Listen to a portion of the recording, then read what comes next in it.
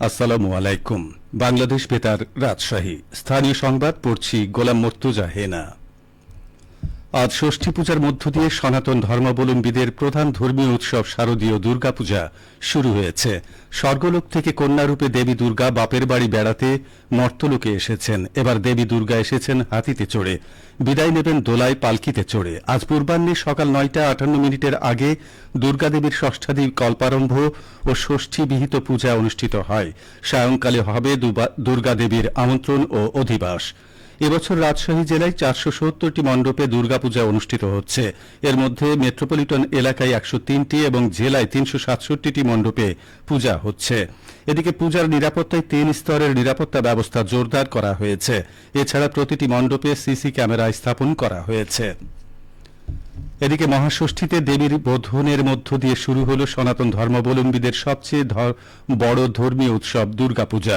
আজ সকালে চণ্ডীর ঘট বসানোর মধ্য দিয়ে সিরাজগঞ্জের 511টি পূজা মণ্ডপে একযোগে শুরু হয় মহাষষ্ঠীর ধর্মীয় আচার অনুষ্ঠান।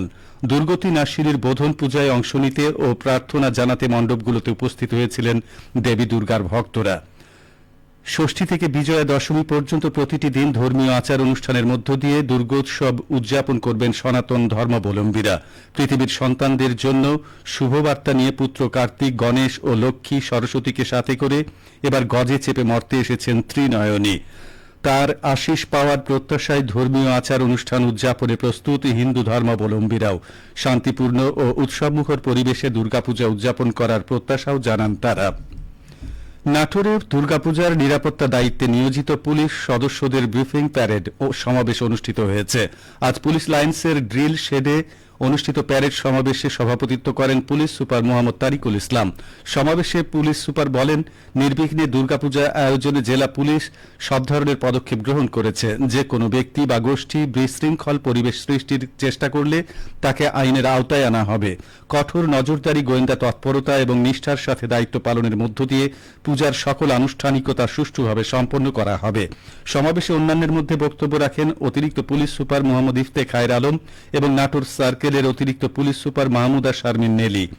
উল্লেখ্য, জেলায় এবছর 367টি মণ্ডপ ও মন্দিরে দুর্গাপূজা আয়োজন। জেলা পুলিশের 6 শতাধিক পুলিশ সদস্য নিরাপত্তা দায়িত্বে নিয়োজিত থাকছেন।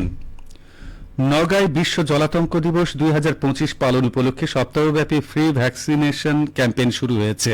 আজ সকালে জেলা প্রাণী সম্পদ অফিস চত্বরে কর্মসূচির উদ্বোধন করেন জেলা প্রশাসক মোহাম্মদ আব্দুল আওয়াল।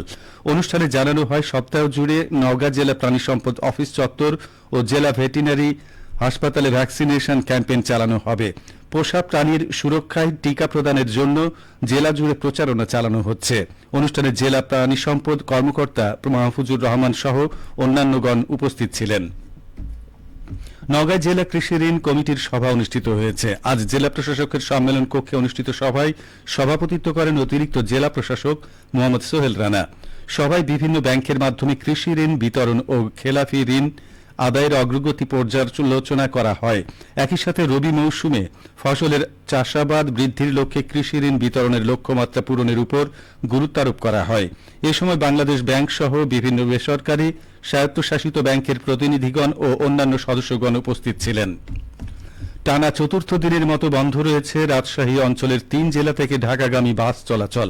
বেতন বাড়ানোর দাবিতে চলতি মাসেই 2 দফা কর্মবিরতি পালন করেন চালক, সুপারভাইজার ও সহকারীরা। এ নিয়ে গত 23শে সেপ্টেম্বর ঢাকায় শ্রমিক ও মালিকপক্ষের বৈঠকে বেতন বাড়ানোর সিদ্ধান্ত গৃহীত হয়। হেলপারের বেতন 400 থেকে বাড়িয়ে 700 টাকা, সুপারভাইজারের বেতন 500 থেকে বাড়িয়ে 700 টাকা এবং চালকের বেতন 1200 টাকা থেকে বাড়িয়ে 1750 টাকা করার সিদ্ধান্ত গৃহীত হয়। কিন্তু বর্ধিত বেতন মালিকপক্ষ কার্যকর না করে বাস চলাচল বন্ধ করে দেয় গত 25শে সেপ্টেম্বর রাতে। মালিকপক্ষ জানান, চালকরা বেতনের বাইরেও বেশ কিছু বাড়তি সুবিধা চাইছে। শ্রমিকদের এই বর্ধিত বেতন সহ বাড়তি সুবিধা দিয়ে তাদের গাড়ি চালানো সম্ভব নয়। এদিকে শ্রমিকদের দাবি, দীর্ঘদিন ধরে তারা বৈষম্যের শিকার। পূর্বে যেসব শ্রমিক নেতা ছিল, বেতন বৃদ্ধির কথা বলা হলে তারা মালিকপক্ষের হয়ে নির্যাতন চালাত শ্রমিকদের উপর। বর্তমান বাজারে সবকিছুর দাম ঊর্ধ্বমুখী, কাজেই পূর্বের বেতনে কাজ করে পরিবারের খরচ চালানো তাদের পক্ষে সম্ভব হচ্ছে না। একটি ঘোষণা, আগামী 1 অক্টোবর বুধবার থেকে আঞ্চলিক বার্তা সংস্থা বাংলাদেশ বেতার রাজশাহীর স্থানীয় ইংরেজি সংবাদ সন্ধে 5:45 পরিবর্তে 6:05 প্রচারিত হবে। সবশেষে আবহাওয়া। আজ দুপুর 2টায় রাজশাহীতে তাপমাত্রা ছিল 35.8 ডিগ্রি সেলসিয়াস। এ সময় বাতাসে আপেক্ষিক আর্দ্রতার পরিমাণ ছিল 56%। রাজশাহী ও পার্শ্ববর্তী এলাকায় আজ সূর্যাস্ত সন্ধে 5টা 55 মিনিটে। সংবাদ শেষ হলো। আমাদের পরবর্তী সংবাদ বিকেল 4টে 5 মিনিটে।